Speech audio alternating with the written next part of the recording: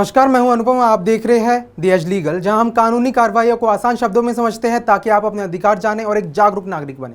आज के वीडियो में हम जानेंगे कुछ ऐसे ज़रूरी कानूनी मामलों की जो सीधे तौर पर आपकी ज़िंदगी और हक से जुड़े हैं। तो चलिए शुरू करते हैं आज की बड़ी कानूनी खबरों के साथ। सुप्रीम कोर्ट ने निर्देश दिया, लापता बच्चों की निगरानी के लिए गृह मंत्रालय बनाए सेंट्रलाइज पोर्टल। सुप्रीम कोर्ट ने कहा, ट्रायल जज सुप्रीम कोर्ट द्वारा तय समय सीमा खत्म होने का हवाला देकर फैसला देने से इनकार नहीं कर सकता।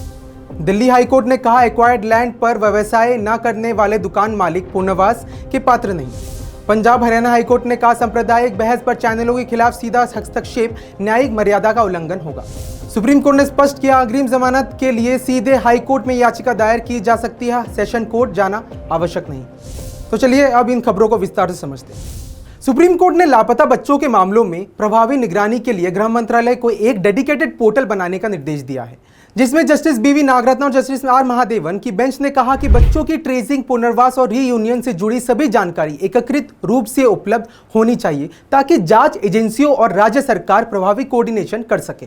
कोर्ट ने माना कि देश भर में लापता बच्चों के मामले में समुचित निगरानी का अभाव है और अलग अलग एजेंसियों के बीच में सूचनाओं के बिखराव के कारण जांच प्रभावित होती है। इसलिए गृह मंत्रालय को निर्देश दिया गया है कि वह राज्य पुलिस विभागों और चाइल्ड वेलफेयर कमेटीज के बीच समन्वय सुनिश्चित करने के लिए एक सेंट्रलाइज्ड डिजिटल प्लेटफॉर्म तैयार करें। अदालत ने कहा है कि पोर्टल न केवल ट्रेसिंग में मदद करेगा बल्कि रिपोर्टिंग और रेस्क्यू की प्रक्रिया को भी तेज बनाएगा।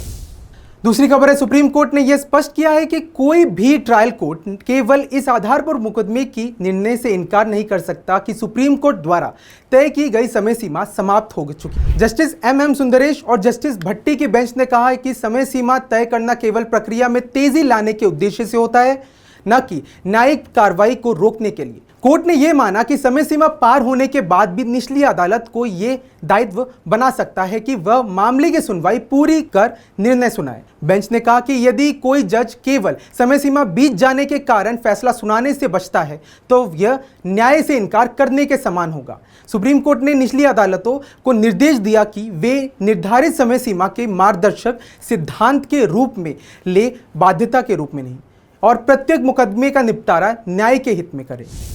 तीसरी खबर है, दिल्ली हाईकोर्ट ने स्पष्ट किया है कि यदि किसी दुकान मालिक ने अधिग्रहित भूमि एक्वायर्ड लैंड पर वास्तविक रूप से व्यवसाय नहीं किया है तो यह पुनर्वास, रिहेबिलिटेशन या वैकल्पिक स्थल की मांग नहीं कर सकता। जस्टिस अमित शर्मा की बेंच ने कहा कि केवल स्वामित्व या कब्जे के आधार पर पुनर्वास का दावा नहीं किया जा सकता जब तक यह साबित न हो कि संबंधित व्यक्ति उस स्थान से नियमित व्यापार कर रहा था।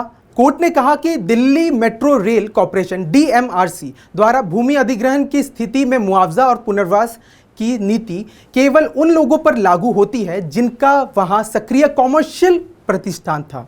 अदालत ने याचिकाकर्ता का यह तर्क खारिज कर दिया कि स्वामित्व भर से उसे पुनर्वास का अधिकार मिलना चाहिए। कोर्ट ने दोहराया कि पुनर्वास का उद्देश्य वास्तविक प्रभावित व्यापारियों को राहत देना नहीं, न कि प्राथमिकता दावेदारों को लाभ पहुंचाना।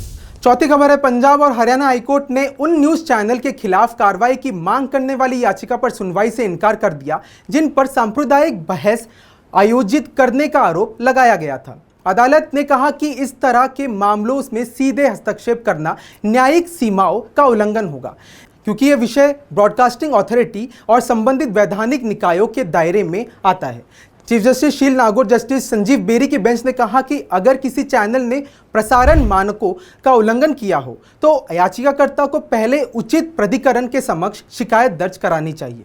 कोर्ट ने यह स्पष्ट किया कि न्यायालय मीडिया की स्वतंत्रता में सीधे हस्तक्षेप नहीं कर सकता, लेकिन वैधानिक प्रक्रिया के तहत उपलब्ध उपायों का इस्तेमाल जरूर किया जा सकता है। इसलिए अदालत ने याचिका को खारिज करते हुए कहा कि याचिकाकर्ता उपयुक्त मंच पर अपनी शिकायत रखे।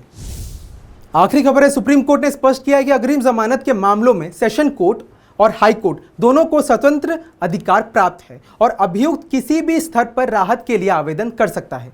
जस्टिस विक्रम नाथ और जस्टिस संदीप मेहता की बेंच ने कहा कि आरोपी पहले सेशन कोर्ट में आवेदन दायर करे, यह कोई कानूनी बाध्यता नहीं, वह सीधे हाई कोर्ट में भी अग्रिम जमानत की अर्जी लगा सकते हैं। कोर्ट ने यह भी स्पष्ट किया कि जमानत आवेदन पर विचार करते समय अदालत को केवल आरोपों को गंभीरता से नहीं बल्कि आरोपी के अधिकारों और न्याय की आवश्यकताओं के बीच संतुलन भी साधना चाहिए। सुप्रीम सुप्रीम कोर्ट ने कहा कि अग्रिम जमानत का उद्देश्य व्यक्ति की स्वतंत्रता की रक्षा करना है, न कि अपराध की गंभीरता को नजरअंदाज करना। इसलिए अदालतों के प्रत्येक मामले में तथ्यों और परिस्थितियों के आधार पर नियोजित निर्णय देना चाहिए। तो ये थी आज की बड़ी कानूनी खबरें। अगर आपको ये जानकारी काम की लगी हुई तो वीडियो को लाइक और शेयर जरूर करें और कानून को आसान भाषा में समझने के लिए दी एज को सब्सक्राइब करना ना भूलें।